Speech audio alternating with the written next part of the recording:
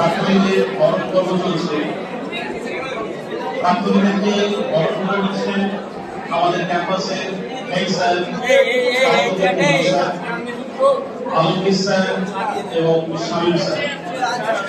আমাদের মধ্যে উপস্থিত হয়েছে আমাদের বিশেষ অতিথি এবং আমাদের প্রাক্তন শিক্ষকেরা এবং প্রাক্তন স্টাফেরা।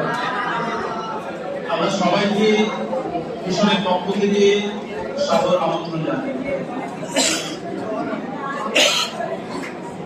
ভলেন্টিয়ারদেরকে বলবো তোমরা একটু সুন্দর সুষ্ঠুভাবে তোমাদের বড় ভাইদের বসার ব্যবস্থা করে দাও।